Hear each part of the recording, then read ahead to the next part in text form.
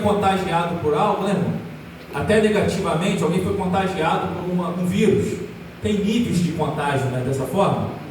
Mas, olhando numa perspectiva positiva, eu diria que quando nós somos chamados pelo Senhor, somos tocados pelo toque de Jesus, existem níveis de toque, níveis de envolvimento com o Senhor, níveis de rendição, níveis de relacionamento com o Senhor.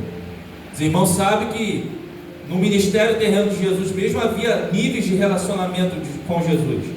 A multidão às vezes seguia, curiosa, querendo um pedaço de pão, querendo ver um milagre. Existia os 70 também que foram chamados, Jesus deu poder e autoridade para expulsar demônio. Existiam os 12, que eram os discípulos, que se tornariam apóstolos. Mas existia 3 mais chegados, que era Pedro, Tiago e João. Níveis de relacionamento com o Senhor Jesus, né? E a palavra do Senhor colocou no meu coração é sobre esses níveis de chamado, o nível do toque que você foi tocado pelo Senhor. E para ser bem objetivo, irmãos, como eu disse, eu não tive a chance de mastigar durante uma semana como eu gosto, né? Isso está ainda muito novo no meu coração, mas eu não poderia deixar de compartilhar com os irmãos. O primeiro texto que nós lemos, que se encontra em Neemias capítulo 6, os irmãos vão ver aqui o contexto muito rapidamente, que Neemias foi um homem chamado por Deus. Jerusalém estava destruída, a cidade havia sido queimada, os muros destruídos, queimados, arrasados, e Neemias estava numa situação muito confortável. Ele era copeiro do imperador, do rei, mas ele foi tocado em um certo nível pelo chamado de Deus, e ele sai da sua zona de conforto e vai para aquela cidade reconstruir os muros. E os irmãos sabem, Neemias foi um grande homem de Deus, um grande líder, mas chegou um ponto, irmãos, que os inimigos, homens usados pelo inimigo, pessoas que não temiam ao mesmo Deus, o Deus de Neemias, o Deus de Israel, o Deus da igreja, eles de várias formas tentaram tirar o foco de Neemias. Neemias estava fazendo uma grande obra. A obra de Neemias, a missão de Neemias era reconstruir os muros da cidade santa, da cidade que o Senhor havia escolhido. Eu não sei qual é a grande obra que Deus te confiou. Talvez você tenha um ministério específico, talvez a sua grande obra é cuidar da sua família, talvez a sua grande obra é conduzir seus filhos no caminho do Senhor. Eu não sei, talvez a sua grande missão é resgatar o teu vizinho para Jesus, a tua grande missão é ser um pregador do Evangelho, é muito amplo. E Neemias tinha uma grande obra, mas os inimigos tentaram tirar ele de várias formas, com distrações, com perseguições, com calúnias, com mentiras. E aí Neemias vai dizer: estou fazendo uma grande obra e não posso parar. Esse aqui é o primeiro nível que eu gostaria de abordar nesta noite. Neemias disse, irmãos, que ele não queria parar. Neemias disse que ele não sentia vontade de parar. Neemias diz que ele não podia parar. É possível que Neemias em algum momento teve vontade de parar. Quando você lê todo o contexto e você vê os desgastes que ele teve, externamente e internamente, o muro, por exemplo, quando chegou na metade, em vez de o povo falar assim, já estamos na metade, o povo dizia, ainda estamos na metade. Isso desanimava Neemias. Aquela história do copo meio cheio, meio vazio, né? O copo está por meio, né? Quem tem fé fala, está quase cheio, mas o desanimado fala, está quase vazio.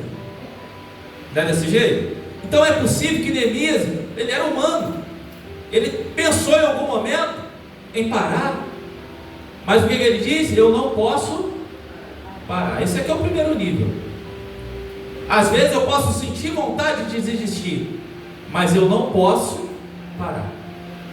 Talvez alguém entrou aqui nesta noite e dentro de você, às vezes você é tentado a desistir de algo que Deus falou, mas nesta noite o Senhor me trouxe aqui para dizer: você não pode parar. Aleluia. E por que Tiago, Neemias não podia parar? Alguns motivos. Porque a obra não era dele, era do Senhor. Nesta noite o Senhor está dizendo: a obra não é tua, é minha. O projeto não é teu, é meu. O sonho não é teu, é meu. Você não pode parar, porque não é sobre você, é sobre o Deus desta obra, é sobre o Deus que te chamou, é sobre o Deus que investiu em você. Por que Neemias não podia parar? Porque Neemias estava mais perto do fim do que do começo. O Senhor nesta noite está dizendo para alguém aqui: você está mais perto do fim do que do começo. Aleluia. Você está mais perto da tua vitória do que você estava quando começou. Paulo, em certa ocasião, salvo engano, escrevendo aos Romanos, ele vai dizer: é tempo de despertarmos do sono, porque a nossa salvação está muito mais próxima hoje do que estava do dia quando aceitamos a fé. Você está mais perto da linha de chegada, irmão, do que você estava ontem. E talvez o inimigo sopra na tua mente e diz: para, desista, não vale a pena. Mas o Senhor está dizendo: você não pode parar. Não é sobre o que você sente, é sobre o chamado que eu confiei a você. Por que Neemias não podia parar? E por que você não pode parar? Porque tem muita gente, irmãos, que ainda não parou. Por que você não parou? Tem muita gente que ainda continua caminhando, porque você continua caminhando.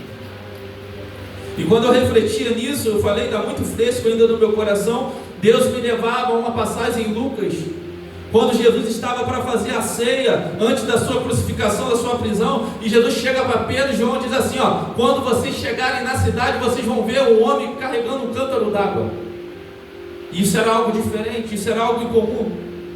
E quando eles chegam na cidade, eles identificam aquele homem. Por quê, Tiago? Porque aquele homem era diferente, porque aquele homem carregava algo diferente. Não é diferente na minha e na sua vida. Tem gente que olha para você e segue os seus passos e te vê como uma referência, porque você é diferente do mundo. Você não é igual a todo mundo. Você é um escolhido do Senhor.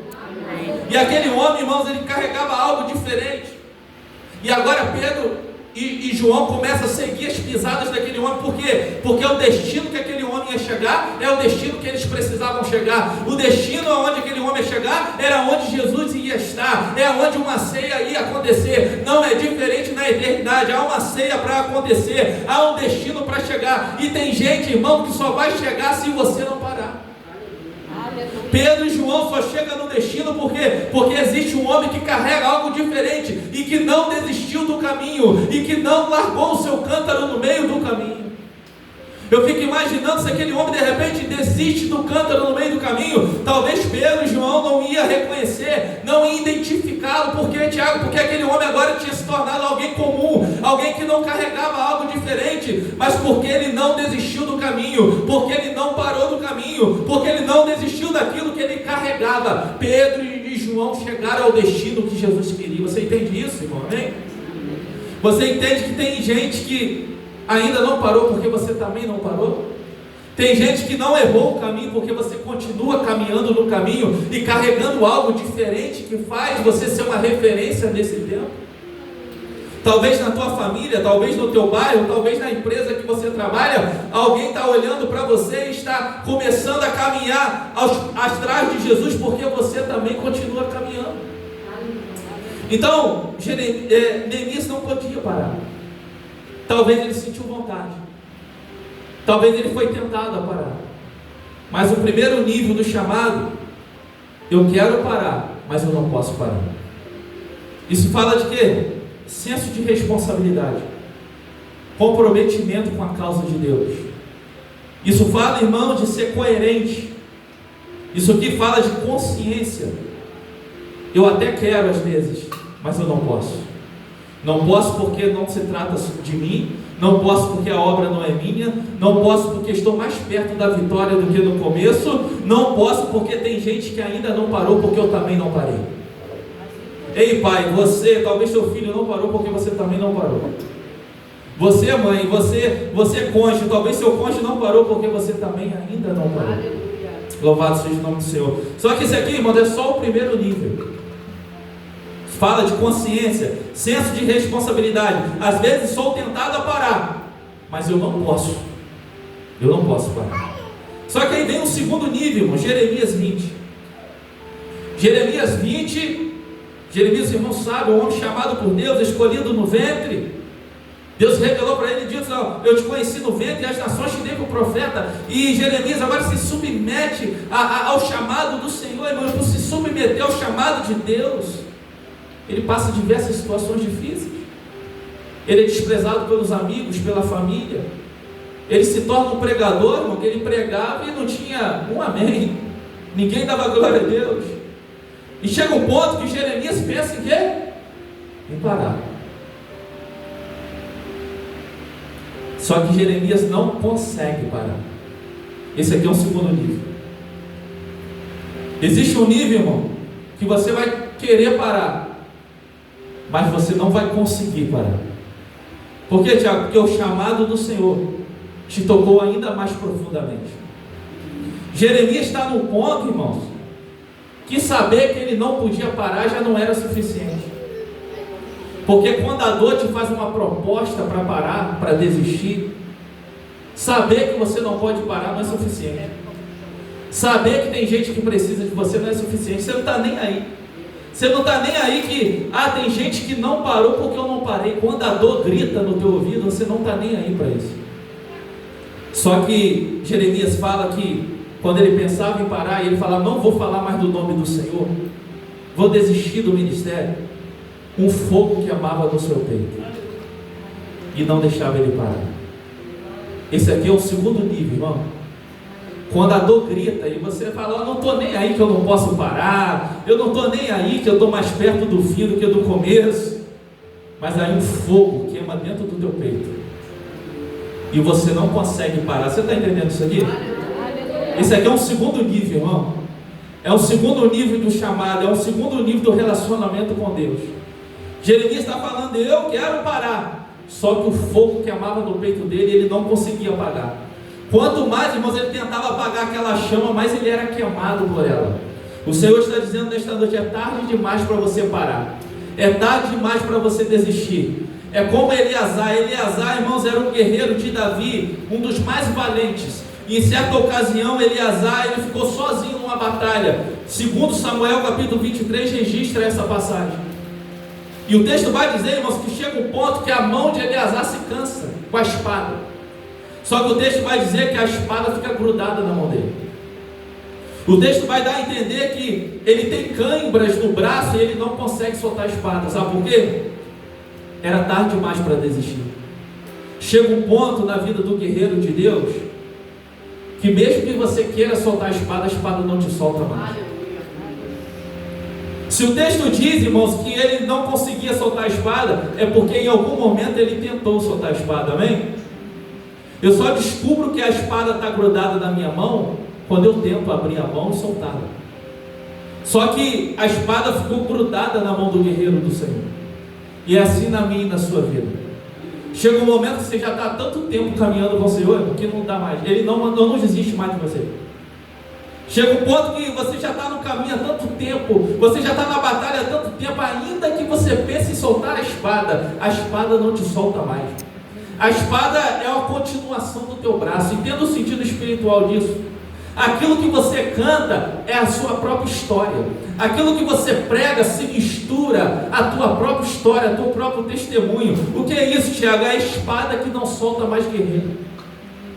Nesta noite o Senhor está dizendo: vai chegar um ponto na tua vida que você vai ser tentado a desistir, só que a espada não vai te soltar mais.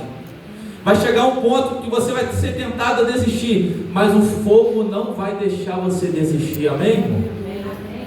Primeiro nível: eu sou tentado a desistir, mas eu não posso parar.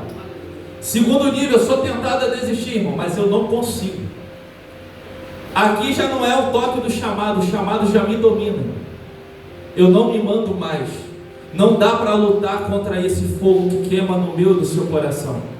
Nesta noite o Espírito do Senhor quer acender um fogo no teu coração, no teu espírito, aonde ninguém pode acessar a não ser Ele. E quando você pensar em desistir, e quando as lutas vierem ao teu encontro, esse fogo vai arder no teu peito, e Ele vai te perseguir. Ele não vai deixar você desistir, Ele não vai deixar você parar. E o texto vai dizer que Jeremias, ele tenta lutar contra aquilo. Ele tenta abafar aquele fogo, ele tenta apagar aquela chama, mas quanto mais ele tentava, mais ele era queimado, mais ele era incendiado por aquele fogo, e ele continuou caminhando, ele continuou falando do nome do Senhor, ele continuou exercendo a missão que Deus havia lhe confiado. Aleluia. Então, primeiro nível, irmão: eu sou tentado a parar, mas eu não posso. senso de responsabilidade, comprometimento com o Senhor. Segundo nível, eu sou tentado a parar, mas eu não consigo mais. A dor grita, mas eu não consigo. Ainda que eu queira, eu sou refém daquele fogo que Deus acendeu no meu coração. Mas vem o terceiro nível, e aí é o versículo que eu li aqui em Filipenses. Palavras do apóstolo Paulo: para mim o viver é Cristo e o morrer é ganho. Primeiro nível, sou tentado a parar, mas eu não posso, consciência. Segundo, sou tentado a parar, mas eu já não consigo, porque o chamado fogo já me dominou. Mas vem o terceiro nível, que simplesmente eu não tenho mais querer. Primeiro nível, eu quero parar, mas eu não posso. Segundo, eu quero parar, mas eu não consigo. Mas vem o terceiro, que simplesmente não tenho mais querer. Cristo vive em mim. Para mim viver é Cristo e o morrer é lucro. Esse aqui, irmãos, é o nosso alvo, é o nosso objetivo. Chegar nesse nível. Quem chega nesse nível, entenda, ele já morreu para ele mesmo. E morto não tem querer. Morto escolhe, irmão. Morto se ofende. Morto está preocupado com o que fala dele ou deixa de falar, o que acha dele ou deixa de falar. Morto não tem escolha. Morto não se defende. Você entende isso? Morrer para você mesmo? Morrer para o teu eu, morrer para o teu ego. Morto não tem escolha. Morto não faz planos. Morto não tem desejo. E o plano que prevalece é daquele que vive nele. Paulo disse: eu já estou crucificado com Cristo. Agora não vivo mais eu, mas Cristo vive em mim. Você entende isso? No primeiro nível eu tenho querer. Às vezes eu quero parar, mas eu não posso. O segundo nível, eu quero desistir, mas eu não consigo. Mas vem o terceiro nível, que eu morri para mim mesmo. Eu morri para as minhas escolhas, para o meu querer, para os meus caprichos, para os meus desejos. Você entende isso? E a escolha é de quem? Daquele que vive em mim, daquele que reina em mim. Paulo chega no nível que ele fala assim: para mim morrer é lucro e viver é Cristo. Não procure eu em mim, porque já não tem mais eu em mim. É Cristo que está em mim. Você pode declarar que Cristo reina sobre a tua vida? Louvado seja o nome do Senhor. Esse Paulo, ele, em certa ocasião, ele clama a Deus 3 vezes para tirar o espinho da carne dele, e Deus não tira, e o Senhor fala: a minha graça te basta, porque o meu poder se aperfeiçoa na tua fraqueza. E Paulo vai dizer assim: de boa vontade me alegrarei nas minhas fraquezas, nas minhas angústias, nas perseguições, porque quando estou fraco, então sou forte. Que o Senhor, irmãos, nos leve a esse nível de rendição, onde Jesus seja tudo em nós. Esse nível aqui, irmão, não é sobre fazer para Deus. Esse nível aqui não é sobre fazer pelo Senhor. Esse nível aqui não é sobre só estar num culto. Esse nível aqui, irmãos, é para quem a sua vida é o culto. Você entende isso? No primeiro nível, eu faço para Deus. Mas tem gente que faz para Deus por ambição. Tem gente que faz para Deus por dinheiro. Tem gente que faz para Deus por fama. Não é verdade? Mas nesse nível aqui, a minha vida é o culto. A minha vida é o sacrifício. A minha vida se torna a mensagem. Não é só sobre eu pegar um microfone e pregar uma mensagem. É sobre a minha vida ser uma mensagem. Paulo, irmãos, ele chega nesse nível de rendição. Paulo chega nesse nível de submissão ao chamado. Paulo chega a esse nível de entrega. E minha oração é que o Senhor Jesus possa nos conduzir a esse nível, aonde Ele seja tudo em nós, amém? Aonde o mundo olhe para nós e não veja mais Tiago, veja Cristo reinando em Tiago. Onde não prevaleça o meu querer, não prevaleça o meu eu, não prevaleça os meus desejos, mas prevaleça aquilo que Cristo quer realizar em mim e na sua vida, amém? Espero que os irmãos tenham entendido. Como eu disse, isso estava ardendo no meu coração, mas eu não mastiguei durante a semana como eu gostaria. O Senhor começou a ministrar isso no meu coração de ontem para hoje, mas eu não poderia deixar de liberar isso aqui nesta noite. Então entenda, 3 níveis de relacionamento com Cristo, 3 níveis de chamado. O primeiro é muito importante, irmão, ter responsabilidade com aquilo que Deus te confia. Muitas das vezes eu sou tentado a parar, mas eu não posso parar, porque tem gente que acha que o Evangelho é brincadeira, o Evangelho é uma aventura. Não chegou nem no primeiro nível. O primeiro nível é responsabilidade, dedicação, compromisso. Mas vem do segundo nível, que é quando o Senhor acende um fogo no teu coração, e você vai enfrentar provações ainda mais profundas, mas você não vai conseguir mais parar, porque sempre que você pensar em parar, o fogo vai queimar. Entendeu isso? Amém? Mas aí vem um terceiro nível, que são poucos que chegam lá, irmão, que é rendição total. A dor já não tem mais poder sobre mim, a tentação não tem poder sobre mim, a distração não tem poder sobre mim. Por quê? Porque eu morri, irmão. E a dor não tem poder. Morto sente dor, irmão? Morto se ofende?